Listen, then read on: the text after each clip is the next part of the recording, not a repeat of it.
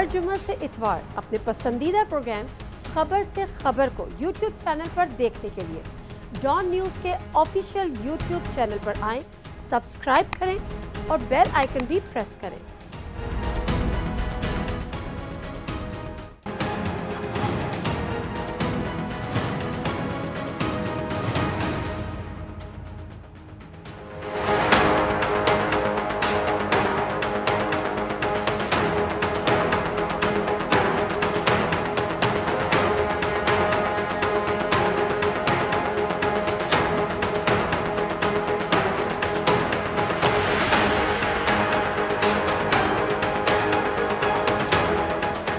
नाज़रीन, प्रोग्राम खबर से खबर तक में नातिया मिर्ज़ा आपके साथ हैं और आज हम अपने प्रोग्राम में बात करेंगे कुछ डिफरेंट इन अ सेंस कि जो हम अफ़गानिस्तान की सख्त तब्दील शुदा सूरत हाल देख रहे हैं उसके पाकिस्तान पे क्या असरात मुरतब होंगे या हो सकते हैं। उसके साथ साथ हुकूमत के 3 साल मुकम्मल हो चुके हैं, हुकूमत की 3 साल कारकर्दगी क्या रही है और उसके साथ साथ जाना यह है कि इन सालों में हुकूमत ने क्या खोया है और क्या पाया है और जो पाया है या उनके खाते में क्या आया है या क्या लाने की मज़ीद तैयारियां हैं।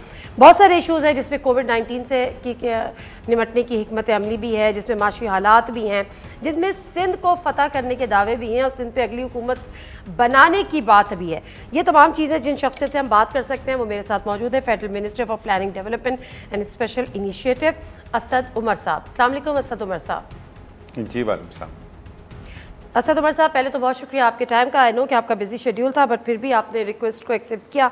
असद उमर साहब, जब मैं बात करती हूँ दिल तो बड़ा चाह रहा है कि आपकी कारकर्दगी से स्टार्ट ले लूँ, लेकिन फिर सोचा कि थोड़ा सा वार्म अप मैच खेल लेते हैं।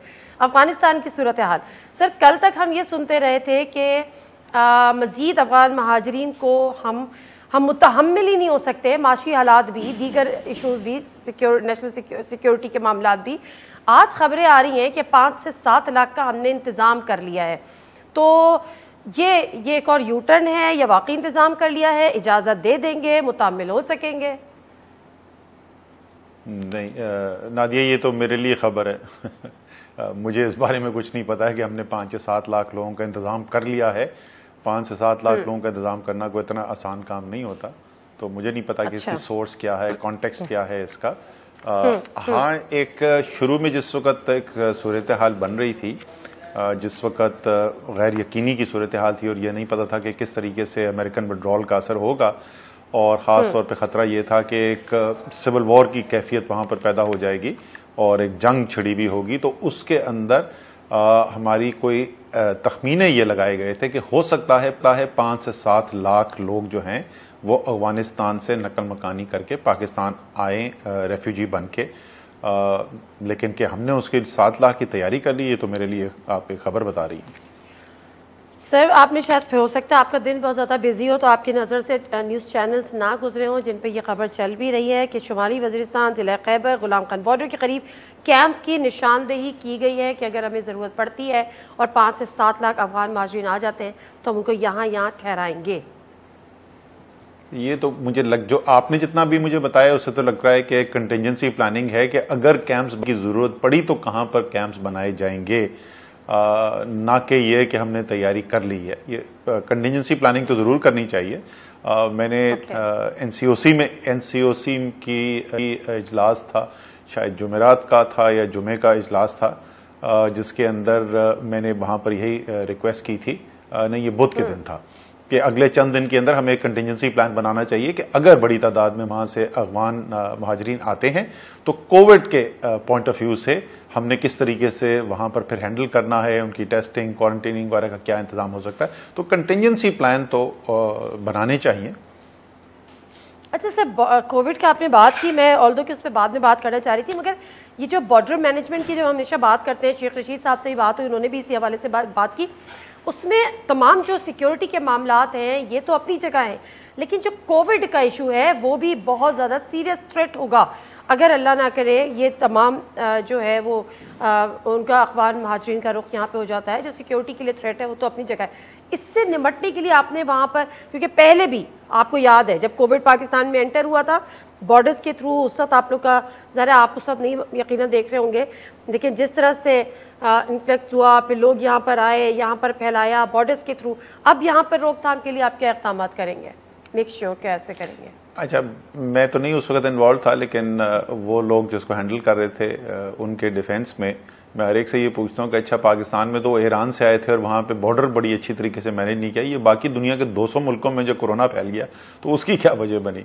वो जब इन्फेक्शियस डिजीज ऐसा पेंडेमिक फैलता है वो सारी दुनिया में फैलता है और कुछ भी कर दें कोई दुनिया का मुल्क भी महफूज नहीं रहा है। पाकिस्तान निस्बतन दुनिया के महफूज तरीन ममालिक में से एक रहा है, तो कुछ ठीक करते ही रहे होंगे और अल्लाह ताला ने करम किया कि निस्बतन हम महफूज रहे। ये बात जो आप कह रही हैं यही मैंने ये उस वक्त काबुल फॉल नहीं हुआ था, ये उससे शायद 1 या 2 दिन पहले मीटिंग हुई थी फॉरेन ऑफिस के अंदर, फॉरेन मिनिस्टर ने मीटिंग कॉल की थी और एक मुशावरती मीटिंग थी, उसके अंदर हम कुछ 10-12 लोग मौजूद थे।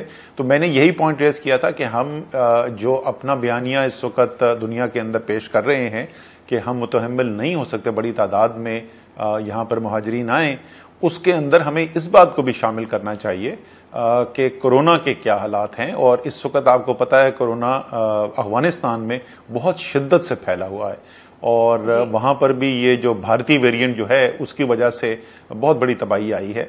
तो और हमने कोविड को सूरत हाल को सामने रखते हुए ईरान और अपने अफगानिस्तान दोनों के बॉर्डर नॉर्मल पेडेस्ट्रियन ट्रैफिक के लिए बंद किए हुए गए हैं। एक एग्जेम्पशंस कमेटी है और खुसूसी केसेस के अंदर जो है वो इजाजत दी जाती है, वरना उमूमी तौर पर वो ट्रैफिक बंद की हुई है। तो बिल्कुल आप सही कह रही हैं, ये एक अहम पहलू है जिसकी वजह से हम बहुत बड़ी तादाद में रेफ्यूजीज यहां पर नहीं ले सकते। लेकिन इंतजाम क्या किए हैं, लेकिन अगर लेने पड़ गए रेफ्यूजी, जिस तरह से आप खुद कह रहे हैं कि प्लानिंग तो करनी पड़ती है, तो फिर क्या करेंगे वहां पर? सबका ये मेक श्योर करेंगे कि कोविड टेस्ट के बगैर, उनकी रिपोर्ट के बगैर या उन सिम्टम्स के साथ कोई एटलीस्ट बॉर्डर क्रॉस ना करे? जी, जैसे मैंने आपसे कहा कि हम वो कंटिजेंसी प्लान्स तो बना रहे हैं और अभी आप देख रहे हैं कि हमने 4000 लोगों को वीज़ा दिए, जिसमें से 2000 लोग जो हैं वो आ भी चुके हैं। बहुत सारे उसमें से बैनुल-अक़वामी सहाफ़ी तंजीमों के लोग हैं और उनका तो वही जो हमारे बॉर्डर प्रोटोकॉल जो है उनका अराइवल, उसमें से सिर्फ एक जो हमने नरमी की है शर्त के अंदर कि बाकी दुनिया से जब आप आते हैं तो पहले एक मनफी PCR टेस्ट आपको साथ लेकर आना होता है जो पिछले 72 घंटे में करवाया हो। लेकिन जो इस वक्त सूरत हाल है इस वक्त अफगानिस्तान की, तो उसमें ज़ाहिर है ये मुमकिन नहीं है, तो ये हमने शर्त कम कर दी है। लेकिन वो जिस वक्त अराइव यहाँ पर पहुँच रहे हैं तो रैपिड एंटीजन टेस्टिंग उनकी हो रही है। रैपिड एंटीजन टेस्ट में अगर कोई पॉजिटिव होता है, जिस तरह अभी हमें केस मिला एक बड़ी बैनुल-अक़वामी सहाफ़ती तंजीम के सहाफ़ी और उनकी वाइफ दोनों ने पॉजिटिव टेस्ट किया, तो फिर उनको क्वारंटीन के अंदर भेज दिया गया है। क्वारंटीन के भी इंतजाम किए गए। ठीक है, और ये बॉर्डर पे होगा? जी, जो टेस्टिंग होती है वो अराइवल के ऊपर होती है। जैसे आपको पता है कि अभी तक जो अराइवल्स हो रहे हैं वो सिर्फ बॉर्डर के जरिए नहीं है, उसमें से फ्लाइट्स भी अरेंज की गई हैं और वो डायरेक्टली नूर खान एयरबेस इस्लामाबाद भी उनको लाया गया है। ठीक है।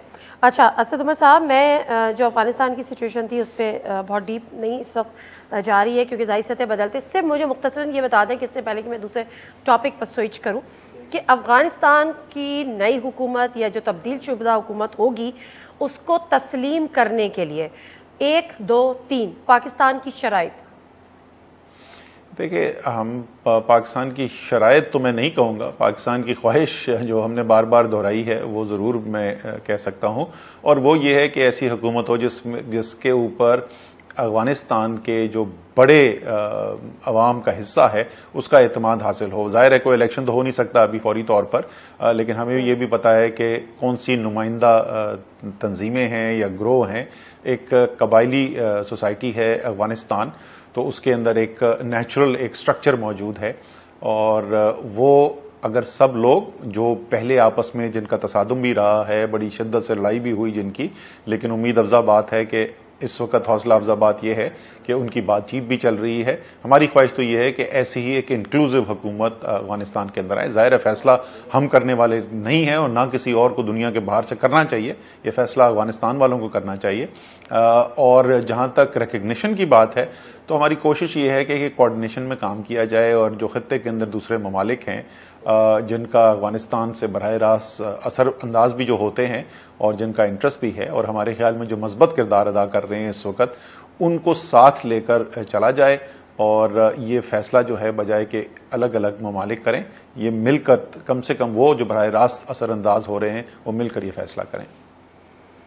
जो पूरी दुनिया का कंसर्न है ह्यूमन राइट्स को की श्योरिटी को मेक श्योर करना, की अवेलेबिलिटी को करना, विमेन राइट्स का, उनकी तालीम का, उनके बाहर निकल के काम करने का, इससे आपका या हुकूमत पाकिस्तान का कोई कंसर्न नहीं है? हमारा तो असल में हकीकी तौर पे कंसर्न है ही हमें। अफगान अवाम जो हैं उनके साथ हमारे जो रिश्ते हैं वो शायद दुनिया में और कोई ऐसा मुल्क नहीं जिसके साथ उनका ऐसा रिश्ता हो। बाहमी एक मज़हब का रिश्ता है, लसानी रिश्ता है, सकाफती रिश्ता है, तारीखी रिश्ता है। इसलिए हमें दर्द है अफगानिस्तान के अवाम का और इसलिए इमरान खान 20 साल से ये आवाज़ उठाते रहे हैं कि अफगानिस्तान का कोई भी हल जो है वो जंग से नहीं निकलेगा। अफगानिस्तान के हल के लिए पॉलिटिकल सेटलमेंट करनी पड़ेगी क्योंकि जंग से जो कीमत अदा की जाती है, क्या इस वक्त हमें इस बात की ख्वाहिश है, पाकिस्तान ये ख्वाहिश रखता है कि वहाँ के जो ख्वातीन हैं उनको अपना एक किरदार अदा करने का पूरा मौका मिले। जाहिर है हम जिस पॉलिसी में भी यकीन रखते हैं, नादिया मिर्जा इस वक्त एंकर हैं, मेरा इंटरव्यू कर रही हैं, तो जाहिर है हमारी ख्वाहिश ये है कि वहां पर भी ये हो। फैसला अफगान अवाम का है, लेकिन क्या ये ज्यादा बड़ा इशू है कि नादिया मिर्जा को दुपट्टा पहनना पड़ेगा या हिजाब पहनना पड़ेगा या नहीं? ये ज्यादा बड़ा इशू था कि आप हजारों मील दूर बैठकर बमबारी कर रहे थे और कत्ल कर रहे थे अफगानिस्तान की औरतों और बच्चों को? क्या जिंदा रहना उनका ह्यूमन राइट नहीं है? Let me take a short break, वापस आते हैं।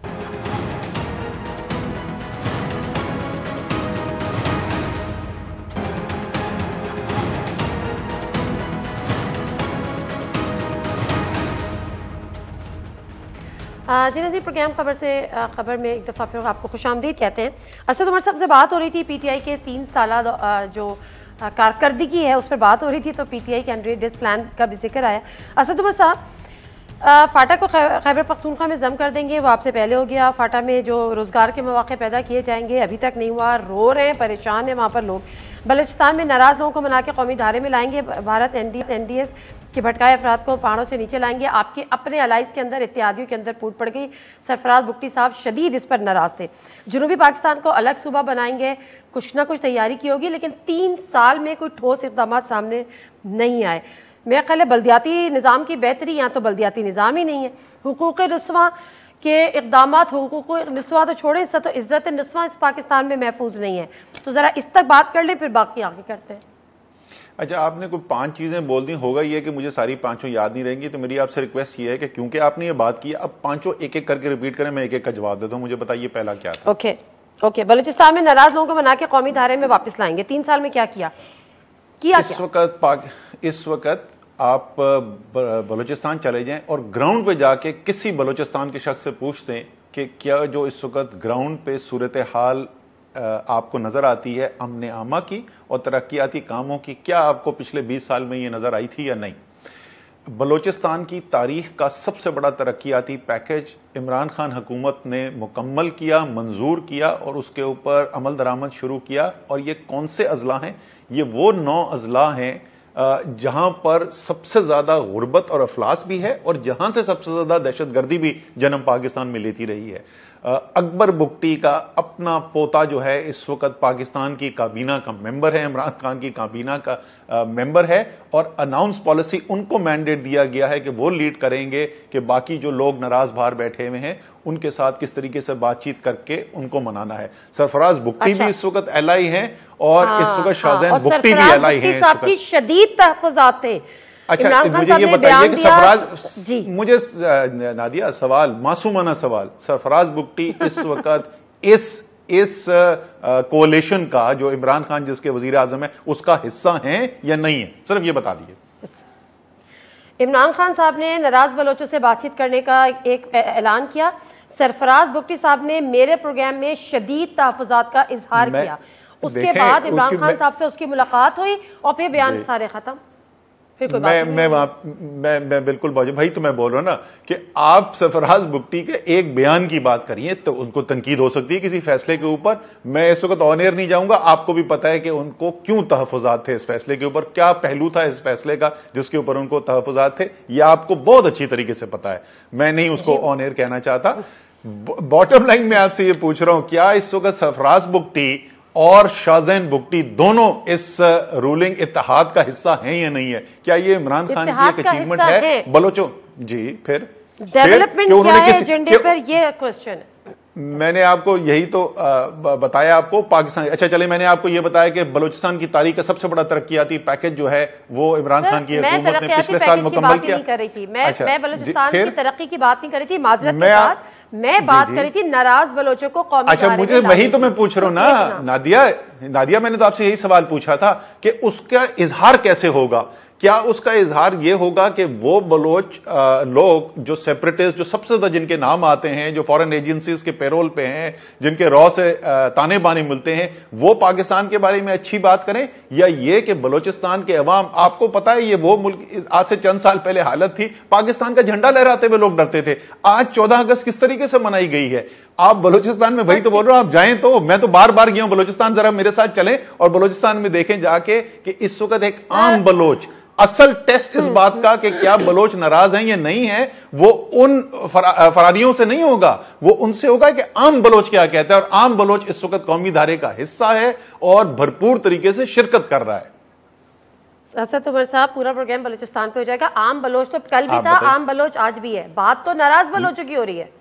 नहीं है, ये आपकी गलत फहमी है। इसका मतलब आपने बलूचिस्तान को अच्छा स्टडी नहीं किया हुआ है।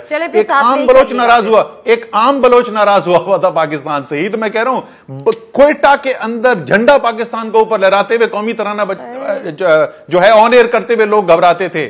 आप जाके तो देखिए ग्राउंड के अंदर कितनी बड़ी तब्दीली आई है। पहाड़ों से नीचे लाना था, पहाड़ों से ये जो ये नादिया, ये मरीख से लोग नहीं उतरे में, ये बलोच हैं, ये बलोच हैं जिनकी मैं बात कर रहा हूं। ये मरीख से उतरे हुए लोग नहीं। अच्छा मुझे ये बताइए, आपने बलूचिस्तान आखिरी दफा कब गई थी ऐसी मासूमाना? अब आखिरी दफा छोड़ दें, अगली दफा आपके साथ जाऊंगी।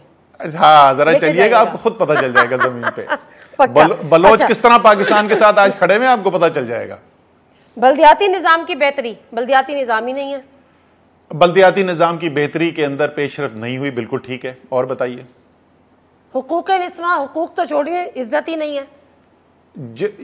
ये आपकी गलत फहमी है और मेरे ख्याल में आप एक इंतहाई हसास चीज को एक साउंड बाइट में कन्वर्ट करने की कोशिश कर रही हैं। जितनी लेजिस्लेशन, प्लीज शिरीन मजारी को जरूर बुला लीजिएगा, जितनी लेजिस्लेशन इस हुकूमत के अंदर हुई है, डोमेस्टिक वायलेंस बिल जो है पाकिस्तान की तारीख में पहले नहीं आया था, इस दफा अब आया है। I am more concerned about implementation, not legislation. बीबी आप देखें, आप यह सवाल पूछ रहे हैं, ये जवाब दोनों, जितना मर्जी लंबा सवाल पूछना, फिर मेरे जवाब देने देना। या कोई बहस मुबहस होता है, इलेक्शन आपने और मैंने तो लड़ना नहीं है, ठीक है। आप जो मर्जी मुझसे सवाल पूछे, लेकिन मुझे जवाब देने दीजिए। आप मैंने लड़ना है बिल्कुल, और मैं जवाब दूं, इसलिए मुझे जवाब देने देना। जिनसे मैंने वोट मांगे उनको मुझे जवाब देने दे। अब आपके इम्प्लीमेंटेशन की मैं बात कर रहा था। आपको पता है कि ख्वातीन के लिए, जरूर आपको पता होगा, एक इंतहाई सबसे मुश्किल तरीन काम जो होता है वो सक्सेशन सर्टिफिकेट लेना है। मेरी अपनी भाभी, आप सोचें किस खानदान से, पढ़ी लिखी, सारे कॉन्टैक्ट्स, एक सक्सेशन सर्टिफिकेट के लिए सालों वो फिरती रही, उनको कोर्ट से सर्टिफिकेट नहीं मिल रहा था। आपको पता है कि अब नादरा वो सर्टिफिकेशन इशू करता है। क्या ये इंप्लीमेंटेशन है एक औरत की जिंदगी बेहतर बनाने के लिए? मैं आपको ये बताऊं कि मैं जितनी तनकीद से सुनता हूं, क्या पाकिस्तान में औरतों के वो हालात हैं जो हमारी सबकी ख्वाहिश होगी? नहीं है। क्या पाकिस्तान में मर्दों के वो हालात हैं? वो भी नहीं है। हम सब बेहतरी चाहते हैं। एक पाकिस्तान के अंदर, एक सिर्फ पाकिस्तान नहीं है, एक दुनिया के अंदर एक रविश आई है शिद्दत पसंदी की, जिसके इजहार सबसे ज्यादा तो हमें इस खित्ते के अंदर, भारत के अंदर नजर आता है, लेकिन बदकिस्मती से वक्तन फवक्तन वो पाकिस्तान में भी नजर आता है। बिल्कुल उसके खिलाफ और एक्शन होना चाहिए। आप कोई हाई प्रोफाइल केस बता दें जहां रियासत ने स्टैंड नहीं लिया, खड़ी नहीं हुई, और जिसने भी ज्यादती की औरत के साथ उसने एक्शन ना लिया हो। असद उमर साहब, मुख्तसर सा ब्रेक लेना है, मुख्तसर सा ब्रेक लेना है, वापस आती हूँ। नाज़रीन हमारे साथ रहेगा, असद उमर साहब मौजूद हैं और कुछ मजीद सवालात भी करने हैं, कुछ मजीद जानना है।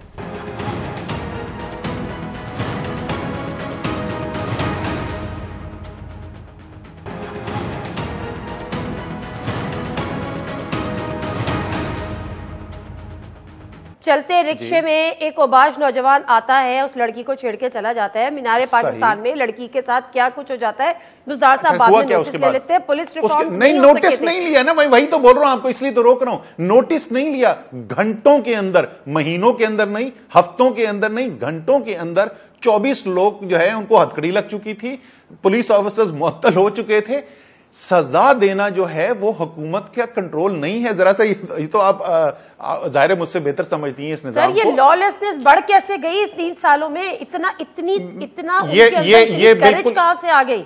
मैं आपको ये बताऊं कि इससे ये लॉलेसनेस नहीं बढ़ी है। आज से 20 साल और 25 साल पहले, मुझे अभी तक याद है, हमारी शादी हुए ज्यादा अरसा नहीं हुआ था, हम लाहौर गए और उनकी कजन जो लाहौर में कहती थी, उसने मेरी बीवी को कहा कि फोर्ट्रेस स्टेडियम ना जाना, वहां लड़के आके जो है ना वो हैरेसमेंट करते हैं। अब आ गए मोबाइल फोन, वो कैप्चर हो जाता है। तो ये कोई 3 साल के अंदर चीज नहीं इजाद हुई है। हाँ, मुख्तलिफ ये हुआ है कि जो करता है कल्चर करार दे रहे हैं। नहीं, मैं उसको लाहौर का कल्चर नहीं करार दे रहा। मैं ये कह रहा हूं कि ये जो बदकिस्मती से ये इंतहाई एक क्रिमिनल जो जहनियत है वो चंद लोगों के अंदर पिछले 3 साल में नहीं स्टार्ट हुई है, वो उससे पहले से स्टार्ट हुई हुई है। और ये भी मैं बोलूंगा साथ, हालांकि इंतहाई क्रिमिनल, मुझे तो सबसे ज्यादा दुख उसका है ना जो पाकिस्तान में होता है। इसलिए पाकिस्तान में अगर ख्वातीन के साथ वाकया होता है तो असद उमर ट्वीट करता है, मजम्मत करता है, अमेरिका में तो नहीं करता। लेकिन साथ ये भी बैलेंस रखने की जरूरत है, ये कोई पाकिस्तान में यूनिक नहीं है, ये कोई पिछले 3 साल में यूनिक नहीं है और पाकिस्तान में यूनिक नहीं है। इसमें बेहतरी की जरूरत है और जो भी रियासत कर सकती है बिल्कुल करना चाहिए। और आखिरी चीज जो आपने कहा ना कि लेजिस्लेशन नहीं, मुझे इंप्लीमेंटेशन चाहिए। बीबी, लेजिस्लेशन होगी तो फिर उसकी इंप्लीमेंटेशन होगी ना। जब कानून ही नहीं होगा तो क्या इंप्लीमेंटेशन होगी? पता नहीं, मुशर्रफ दौर से लेकर डोमेस्टिक वायलेंस पे कौन सी लेजिस्लेशन हुई है, मुझे बताइए, मुझे बताइए। डोमेस्टिक वायलेंस साहब के दौर में भी खवातीन हुकूक निस्वा बिल मुशर्रफ साहब के दौर में भी आया था, वो ना थमने वाला सिलसिला, हम वो बिल देख रहे हैं। मैं आपसे वही तो पूछ रहा था ना। अच्छा, दूसरा मैं आपको बताता हूं जो ख्वातीन स्पेसिफिक नहीं है लेकिन अक्सर उसमें बच्चियां जो हैं वो शिकार होती हैं, ज़ैनब अलर्ट बिल जो ये निजाम बनाया गया। क्या पहले पाकिस्तान में बच्चे नहीं उठाए जाते थे? क्या उनके साथ ज्यादती नहीं होती थी? क्या बेचारी ज़ैनब जो है उसके साथ ज्यादती तरीके इंसाफ की हुकूमत में हुई? ये पहले भी होता था, ये दिहाइयों से हो रहा है। लेकिन ये हुकूमत है जिसने आके वो बिल इंट्रोड्यूस किया और पूरा वो निजाम इंट्रोड्यूस किया। और किसकी मदद से हम काम कर रहे हैं, ताकि आपके जहन में कोई शक ना हो, कोई सियासतदान नहीं। मैंने सबसे ज्यादा जो हेल्प ली है उस काम के लिए वो अमीन अंसारी साहब जो हैं, ज़ैनब के वालिद जो हैं, उनसे ली है। क्या वो निजाम अभी परफेक्टली चल रहा है? नहीं चल रहा, उसमें और बहुत बेहतरी की गुंजाइश है। जी, अंसारी साहब जो है उनसे एक दफ़ा बात भी हुई थी। खैर एनीवेज, मैं थोड़ा सा आगे बढ़ जाती हूँ, मैं क्योंकि टाइम हमारे पास फिर कम होगा। बल्दियाती निज़ाम नहीं है, वो आपने मान लिया। सिंध, कराची, नहीं, आपने पहले उससे पहले आपने कुछ 2-3 चीजें कही थी, जरा जल्दी से वो तो दोहरा दें। सर, आपने हुकूक निस्वा की बात की थी, बल्दियाती निज़ाम की बात की थी, बलूचिस्तान की बात की थी, जनूबी पंजाब को अलग सूबा बनाएंगे। 3 साल हो गए, अब तक क्या किया? मैं बता देता हूं क्या किया। जनूबी पंजाब पाकिस्तान की तारीख में पहली दफा अलग जनूबी पंजाब का सेक्रेटेरिएट बना है।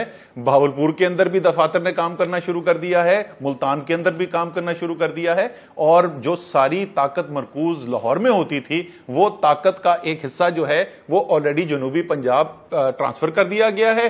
बीच पार्लियामेंट्री टर्म के अंदर आपको पता है ये स्प्लिट हो नहीं सकता, ये स्प्लिट होना है अगले इलेक्शन के साथ। तहरीक इंसाफ उसके ऊपर अभी भी कायम है और इंशाल्लाह ताला कायम रहेगी। और बताइए, अगर अगले के साथ होना तो फिर 100 डेज प्लान का हिस्सा क्यों था? आप फिर वही तो है, मैं बोलो ना नादिया, सॉरी आपको माजरत, आपको पता है कि मेरे ख्याल में बहुत अच्छी सहाफी हैं, बहुत संजीदा जर्नलिज्म करती हैं, लेकिन आपने ये 100 डेज प्लान पढ़ा हुआ नहीं है। 100 डेज प्लान में पता नहीं, शुरू से प्रोग्राम कर रहे हैं, अब तो याद भी हो गया है। अगर आप, मैं वही तो बोल रहा हूं, आप मुझे 100 डेज मुझे बता दे, उस प्लान में से पढ़ के बता दें जहां भी ये लिखा हो कि पहले 100 दिन में सूबा बन जाएगा। प्लीज, मैं इंतजार कर रहा हूं। मैंने ये तो नहीं कहा कि पहले 100 दिन में बन जाएगा, लेकिन 3 साल की कारकर्दगी की बात करी कि 100 दिन का जो प्लान था वो 3 साल बाद आज कहां खड़ा हुआ है। मैंने आपको बताया ठोस जो चेंज हुई है, जो आज तक पाकिस्तान की तारीख में पहले नहीं हुई। आगे बढ़ूं, ये जुबानी नहीं है। और बताइए, आगे बढ़ते हैं। कराची की बात करते हैं, सिंध की बात करते हैं। आप सिंध में बैठे हुए हैं, कराची में ही आप इसमें बैठे हुए हैं। आपने अभी बयानात आ रहे थे कि जी अगली दफ़ा सिंध में भी हमारी हुकूमत होगी। सर, माजरत के साथ जो 14 सीट्स आपको कराची से मिली, क्या आप लोगों ने इतना डिलीवर किया कि वो सीट आप लोग पहले संभाल पाए? अंदरूनी सिंध तो बाद में जाइएगा। अच्छा, पहली बात तो आपने जो पहले अपने इब्तदाइये के अंदर अल्फाज इस्तेमाल किए थे, मैं शदीद तरीन उसके ऊपर प्रोटेस्ट लॉन्च करना चाहता हूं, तो प्लीज़ वो नोट कर लीजिएगा। आपने कहा कि हमने कहा कि हम सिंध पर कब्जा करने जा रहे हैं। सिंध कोई गैर मुल्की इलाका नहीं है जिसके ऊपर पाकिस्तान फौज कुशाई कर कब्जा करने के लिए जाएगा। सिंध इस पाकिस्तान मैंने सिंध माजरत, अगर मैंने कब्जा बोला, मैंने फतह बोला था।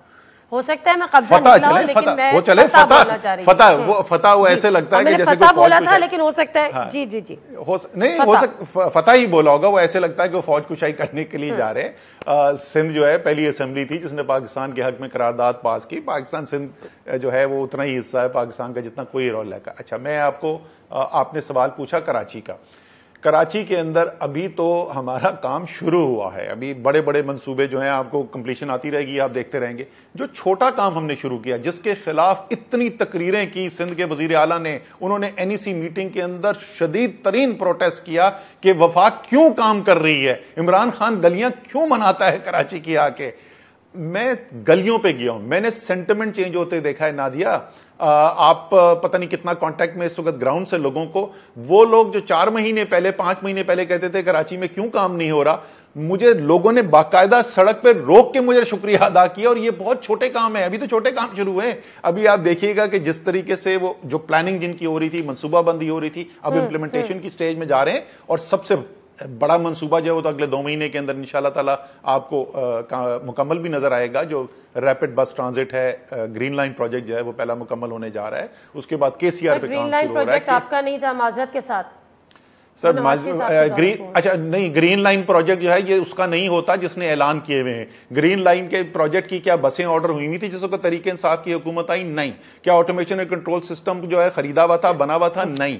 क्या उसके लिए जो ऑपरेटर था उसका एग्रीमेंट हुआ हुआ था? नहीं। क्या हमारी जो वो इंटरचेंज बनना है वो बना हुआ था? नहीं। सो ये ना बोलिए। हाँ, उसके कुछ मुकम्मल कब तक हो जाएगा सर? 2 माह के अंदर इंशाल्लाह ताला आपको बसें यहां पे मिलेंगी। इस वक्त अच्छी खबर कराची वालों के लिए यह है कि बसें चाइना के पोर्ट में इस वक्त शिप पर जो पहली खेप है 40 बसेस की वो लोड हो गई हैं। अब उसकी शिप चलने का हमें इंतजार है। अगले मेरे ख्याल में 1 हफ्ते के अंदर जो है वो शिप जो है वहां से रवाना हो जाएगी। एक मुख्तसर सा ब्रेक लेना है। असद उमर साहब वापस आते हैं।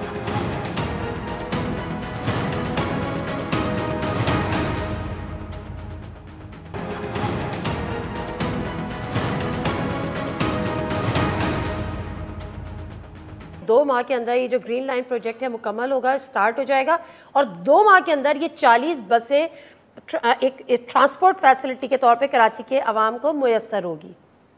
जी बिल्कुल, यही मैं कह रहा हूं कि वो बसेस जो हैं वो देखें, शिपिंग टाइम तकरीबन वहां से होगा चाइना से 3 हफ्ते का। 1 हफ्ते के बाद अगर वो शिप करती है तो 1 माह के अंदर वो बसेस यहां पर पहुंच जाएंगी। उसके बाद वो ड्राइवर ट्रेनिंग है, टेस्ट रन आ रहा है, तो अक्टूबर के महीने में बसें आपको चलती भी नजर आएंगी। उसका फुल कमर्शियल ऑपरेशन अक्टूबर के सेकंड हाफ में डिक्लेयर होता है, नवंबर के पहले हफ्ते में होता है। वो मैं हतमी तौर पर नहीं बता सकता, लेकिन अक्टूबर के महीने में आपको बसें जो है वो चलती हुई नजर आएंगी। बल्कि आप भी कराची विजिट कीजिएगा, आपको भी हम लेकर चलेंगे उसके ग्रीन लाइन की ट्रिप पे। सर ये तमाम चीजें याद रखिएगा, आप ग्रीन लाइन पे भी मुझे लेके जाएंगे और आप मुझे बलोचिस्तान भी लेके जाएंगे। बलोचिस्तान तो जरूर ले जाना है आपको, वो ज्यादा अहम है ना? ठीक है, डन। अच्छा, मैं थोड़ा सा सर, ये कल आपकी सियासी मुलाकात हुई है चौधरी परवेज इलाही से, एजेंडा क्या था? देखिए, हमारे पंजाब के अंदर अहम इत्तेहादी हैं, स्पीकर हैं असेंबली के, तो उनके साथ जो इस वक्त सूरत हाल है पंजाब की, उसके ऊपर हमने डिस्कशन की।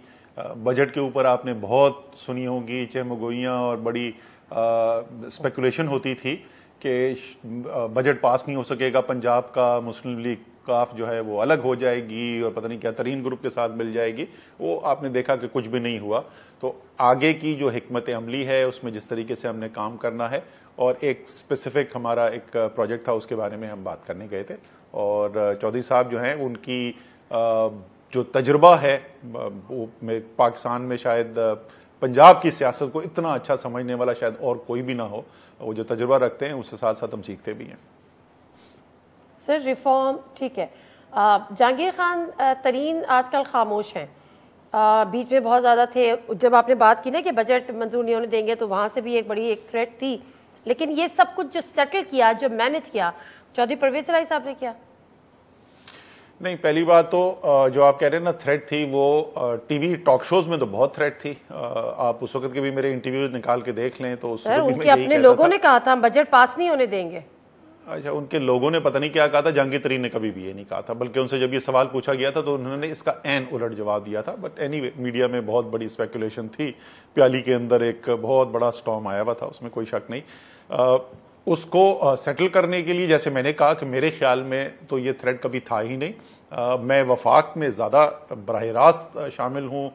वो तमाम MNAs जिनकी जहांगीर तरीन के साथ मुलाकात भी होती थी, उनके साथ बराह रास्त हमारा कांटेक्ट भी था, और मैं उस वक्त भी आपको ये कहता था कि उसमें से कुछ लोग ऐसे हैं जिनकी अपनी ज़ाती कुछ रंजिश है तो उसका इजहार भी करते हैं, वो वैसे भी करते हैं, उसको उनको जहांगीर तरीन के साथ होने या ना होने की ज़रूरत नहीं है, वो रंजिश का इजहार वैसे भी करते हैं, काम जिस तरीके से एक पार्टी के अंदर, फैमिली के अंदर बात की जाती है। और दूसरा, उसमें से कई लोग ये जो वो मिलते थे जहांगीर तरीन से, उसके बाद हमारे पास भी आते थे और आके ये कहते थे जी कि जब हमारे मुश्किल वक्त था तो तरीन साहब ने हमारे साथ अच्छा किया, इस वक्त उनका मुश्किल वक्त है तो हम उनके साथ एक इजहार यकजहती करना चाहते हैं। डिमांड क्या थी? ओन चौधरी को आपने PTI उन्होंने रेजिग्नेशन दे दिया, वो बाहर हो गए। रेजिग्नेशन में लिखते हैं कि आपकी तरफ से दबाव था, आपसे मतलब हुकूमत कि जहांगीर तरीन खान के खिलाफ बोले, मैं उनके खिलाफ नहीं बोल सकता। ये दबाव किस किस की तरफ जा रहा है? ये तो ओन चौधरी इसका बता सकते हैं। मैं जाहिर है ओन चौधरी इलेक्टेड नहीं है, पार्लियामेंट के अंदर नहीं है, तो उनसे मेरा राब्ता नहीं। मैं तो आपको बता रहा हूँ वो सारे MNAs जो होते थे वो क्या कहते थे, और उनमें से किसी एक का भी आपको स्टेटमेंट, किसी एक MNA का भी कभी भी ये ना मिला हो कि जी वो को हुकूमत के साथ नहीं होंगे। उससे ये सारा जिस वक्त स्टॉर्म मीडिया में क्रिएट हुआ था, उससे फौरी पहले जो है वो एतमाद का वोट हुआ था वजीर आजम का, जिसमें एक वोट भी उनके खिलाफ नहीं गया था हमारे इत्तेहादियों में से या पार्टी में से। उसके बाद बजट हुआ, वो बजट जो है वो भारी अक्सरियत से पास हुआ। मीडिया के प्रोग्राम 3 महीने बेहतरीन चले। PDM का अभी हुआ एक इजलास, उसके बाद उन्होंने कहा कि एक तो 3 साल कारकर्दगी पे वाइट पेपर का जारी करेंगे। उसके साथ जो इम्पोर्टेंट था कि इलेक्शन जो इलेक्टोरल रिफॉर्म्स की जो बात है, इंतखाबी इस्लाहात, उसको कुल्ली तौर पर, मुकम्मल तौर पर रद्द कर दिया है। अच्छा, आप लोगों को नहीं मना सके, कन्विंस नहीं कर सके। इस इलेक्शन का निजाम जिसमें हर इलेक्शन के ऊपर PDM ये कहती है कि बहुत बड़ी धांधली हो गई। वो कहते हैं 2018 का इलेक्शन जो है उसमें धांधली हुई, वो कहते हैं कश्मीर के इलेक्शन में धांधली हुई, वो कहते हैं गिलगित बल्तिस्तान के इलेक्शन में धांधली हुई, वो कहते हैं सियालकोट के इलेक्शन में धांधली हुई। हर इलेक्शन में उनके मुताबिक धांधली हो रही है और वो कह रहे हैं निजाम नहीं तब्दील होना चाहिए। भाई वो कह रहे हैं ये भी आप धांधली ज़्यादा निजाम ला रहे हैं। अच्छा, उनको भाई हमारी इस्लाहात नहीं पसंद तो 2 चॉइस उनको दी जा सकती हैं। एक वो कि जो सुप्रीम कोर्ट का एक जुडिशल कमीशन बना था, उसमें 40 से ज्यादा वहां पर सिफारिशात दी गई थी, जिसमें से कुछ तो इलेक्टोरल रिफॉर्म बिल के अंदर शामिल हो गई थी, बहुत सारी उसमें एड्रेस नहीं हुई थी, तो उन्हीं को इम्प्लीमेंटेशन करने के लिए सपोर्ट कर देते। खुद अपनी हुकूमत होते हुए कर देते तो और भी अच्छा था, चले अब कर दें। अब आप कोई अपना इस्लाहाती बिल लेकर आ जाएं, लेकिन ये तो इसमें कोई शक नहीं है ना कि वो हुकूमत। अच्छा, मजे की बात ये है नादिया कि सबसे जबरदस्त कमाल तो इन्होंने कर दिया कश्मीर के इलेक्शन में। कश्मीर के इलेक्शन में आपको पता है वहां पे इंटरिम हुकूमत नहीं बनती और बुरी हुकूमत नहीं बनती, जो सिटिंग हुकूमत है वही इलेक्शन कराती। मुस्लिम लीग नून की हुकूमत ने इलेक्शन कराया। जो वहां पर इलेक्शन कमीशन है उसकी सारी अपॉइंटमेंट जो है वो मुस्लिम लीग नून और पीपल्स पार्टी की मुशावरत से हुई, उसमें कोई तरीके इंसाफ की नहीं थी जी। वो ठीक है, लेकिन इलेक्शन कमीशन ने कराया, मुस्लिम लीग की हुकूमत ने नहीं कराया। नहीं, इलेक्शन वही तो आपको बता रहा हूं कि आपको पता है कि इलेक्शन कमीशन पाकिस्तान नहीं कराता है आजाद कश्मीर का इलेक्शन, वो आजाद जम्मू एंड कश्मीर का इलेक्शन कमीशन कराता है। सुन तो लेना मेरी बात बीबी, तो वो इलेक्शन कमीशन में तरीके इंसाफ का कोई अपॉइंटी नहीं है, वो सारी अपॉइंटमेंट्स जो है वो पिछली हुकूमतों की हुई हैं। सो अपने अपॉइंट किए इलेक्शन कमीशन और अपने वजीर आजम के तहत होने वाले इम्तहान को उन्होंने धांधली ज़दा करा दे दिया। ठीक है, बिल्कुल सही है असद उमर साहब, और ये वादा रहा कि हम बलूचिस्तान भी जाएंगे और कराची में ग्रीन लाइन विजिट प्रोजेक्ट का भी विजिट कराएंगे with in 2 month. Thank you very much और बहुत शुक्रिया आपके टाइम का। नादिया मिर्जा को प्रोग्राम से इजाजत दीजिए। अल्लाह हाफ़िज़।